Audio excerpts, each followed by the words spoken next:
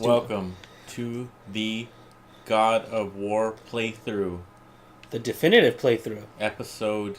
What episode is this? I don't know. Is it probably like 1,000,000? Let's go with 15. I actually think it's 14. I don't actually know, but let's hope it is. How's it going? How's everyone doing today? Good? I hope everyone's doing good today. Hope everybody had a good Mother's Day. Oh, yes. You know? It was Mother's Day today. Hope your mommies got what they wanted. Yeah. You know? Probably most people got them probably a nice spa treatment. Yeah, that's a safe bet. That's always a safe bet, yeah. I was talking to my coworker and asking him what the fuck do you get moms, huh? He was just like, can't go wrong with gift cards. Yeah. Seems a little bit impersonal, but whatever. Gift cards? Well, it depends where you get it for them. Like if you know it's a store they love, then it's a good bet. Yeah. I was like, yeah, whatever. I just got my mom flowers. That's always a safe bet too. Yeah. Fuck it. When it comes to their birthdays, just flowers I don't think flies, but I think for holidays like this, flowers are good. It's not like I'm her husband, so. All right. So where do you look at your boy, man? He's back.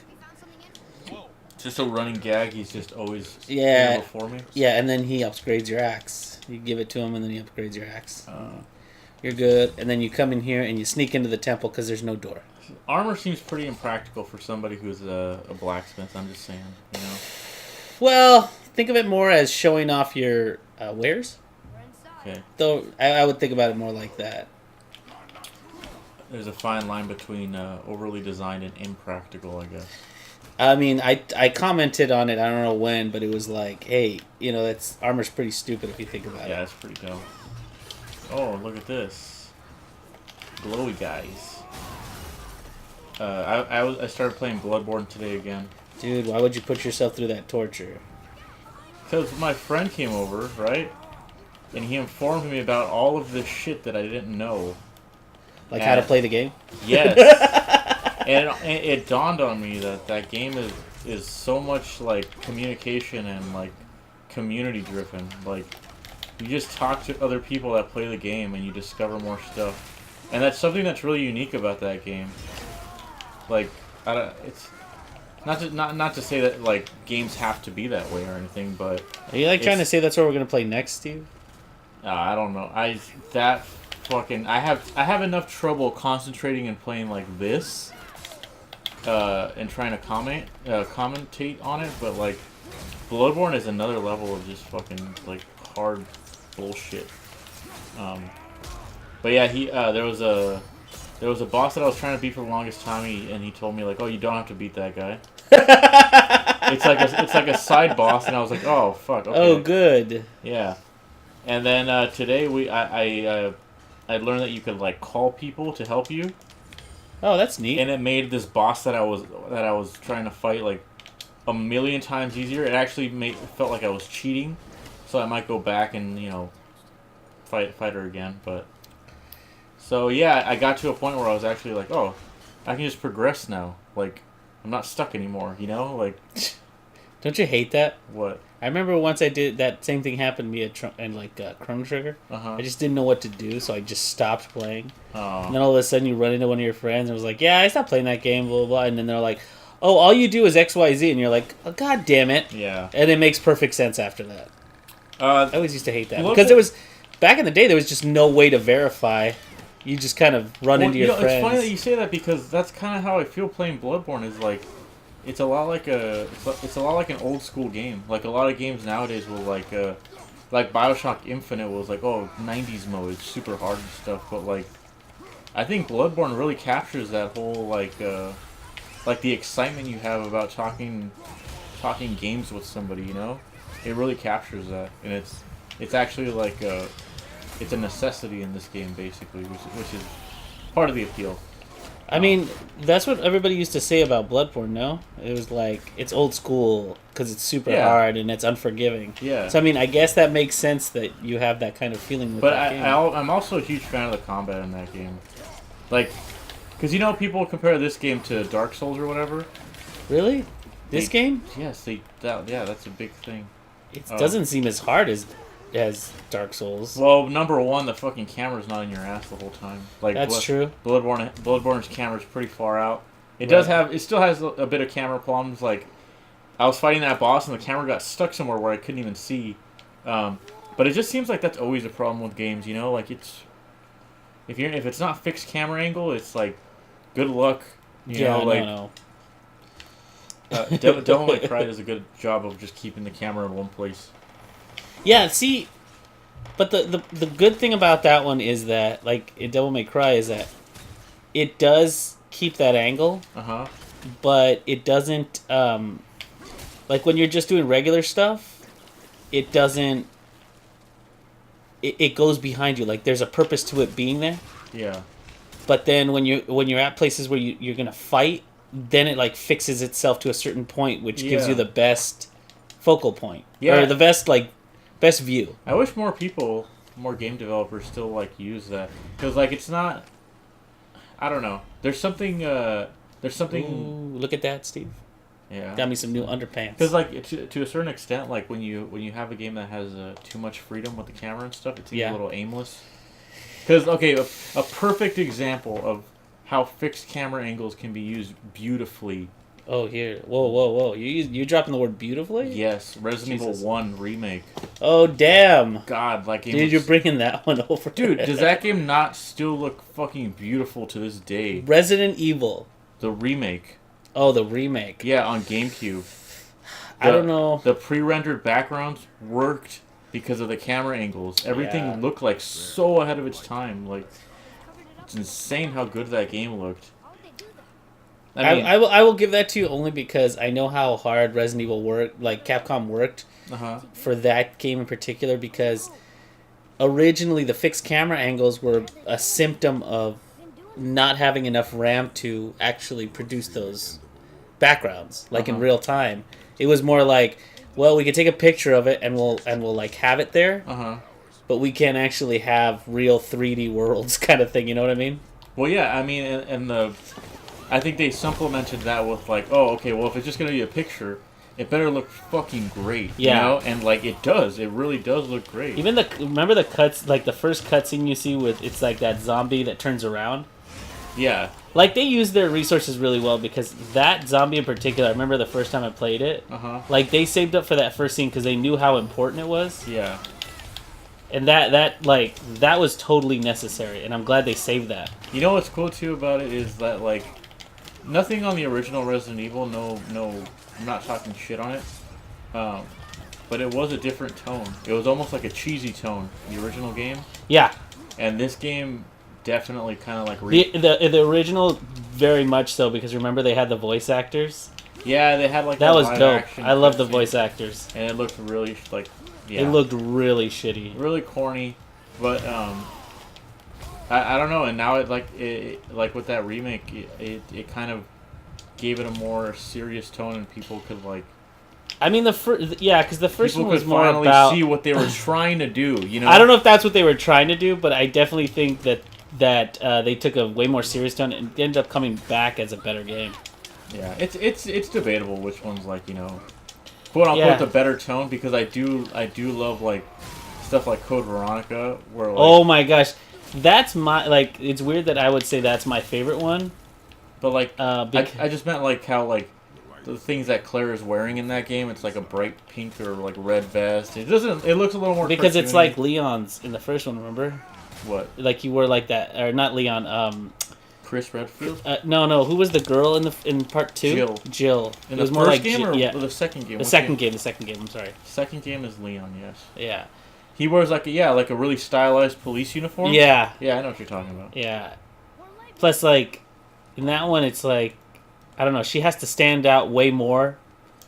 So they gave her red, and the rest of it's like frozen in blue. Yeah. And you got Steve in that game. Remember Steve? Oh my gosh, with his guns. Didn't you wear a choker? Did he wear a choker? I want to say no, because that's really dumb looking. But I just remember didn't he wear like green like Chris? He just wore like a button-up shirt that was open. Did he? Yeah, I remember he fucking he got those guns. Remember dual action, the dualies. Weren't they golden? Yeah. Oh my gosh. Because he stole them from somewhere and it was like booby trapped or something. I forget. Something like that. But yeah, great game. Code Veronica, it was, I believe, the first of the Resident Evils to have like actual backgrounds. What do you mean? Like not just pre-rendered backgrounds. They were all 3D. No, not 3D. Not in that sense. I mean like not pre-rendered backgrounds. Everything was actually built. Well, the Resident Evil 1 remake was the only one that I know of that had that. Besides, like, 0, I think. Resident Evil 0 also used that same formula. The rest of them were all... It's all real, dude. Real as far as whatever the, you know... That's what we want to call real, I guess. Yeah. Resident Evil 4, real backgrounds or whatever. Oh, yeah. You know what's funny? I ended up playing Resident Evil 4... on the Wii the first time, not the GameCube. Oh yeah. And it had the motion, the aiming, the target aiming. Yeah. Like with the Wiimote, that made the game like a million times easier. Because you could actually focus. Yeah. Like all you have to do is like point with the Wiimote and shoot them in the head and stuff. Yeah. Made it like a million times easier. Yeah. Not that the game was better because of it or worse. I just thought the aiming part became easier. Oh yeah, a lot of people actually like that port. Because it's like. If you've ever tried to aim on a controller, you know it's a little bit frustrating. That's like, what you think. Especially if you're a PC gamer. Yeah, exactly. Like, I was about to say that. Because I know a bunch of people that played Splatoon on Wii U with motion controls. Because they were like, it's like a million times faster and easier to aim. I will say it was a little easier when I did that, but then I made it to the Switch, and it's kind of like just playing with the pad. Uh-huh. But it's a little more difficult when you just play with like the Pro Controller. So I'm like... Man. I don't know. What? Nothing. Just Splatoon 2 was such a disappointment to me. Yeah, it's just like it's more like Splatoon 1.5 or something. Yeah, now they're fucking like they're coming out with DLC, and I'm like, man, I already paid $60 for like this. Did you already pay? Did you buy the first one? What? Did you buy Splatoon 2? Yes. What the fuck? We talked about it. Oh yeah, we did. I remember I bought it, but I wasn't sure if you had bought it too. Dude, I was excited for it. I did the fucking, you know, buy it at 9 o'clock or whatever when the day before it comes out. I know. You know what? The Salmon Run was supposed to be this big thing for it. Salmon Run is pretty fun. But it just sucks. You can't, like, if you don't have anybody to play with, it kind of sucks. No, you know what sucked was that, like, I remember I was trying to show you it. I was like, dude, this mode's fun. Let's play it. Yeah. The 2 times I tried to show you, it was like, Salmon Run's not available. Yeah. I was like, how the fuck do you have a game mode not available for some reason? Because at some point they were doing, like, Salmon Run is only available from, like, 9 to 5. I was like, people fucking work for a living? It's dumb. I don't get it. I don't get it either, to be honest. Really strange decisions. Yeah. I don't know if they've changed it since. But you know, but I hope they make it more readily available. What in the fuck? The knife, Steve. Oh, nice. Get him, boy. You got him. Okay, now push him back in. Now sleep. That sounds like an action movie thing. Sleep. Oh, this floor looks collapsible. What do you think, Steve? What exactly are you in? I mean, okay, so just to explain, we're in a temple of light, and these bees are like, we don't like the light, so let's build a nest around it to keep the light contained. Okay. And then this guy comes in, and we're like, you know what? Screw this. We're taking out the floor. Spoilers. Oh no! There you go. But then this gets us closer to the light. Oh my god, they gotta stop moving that camera.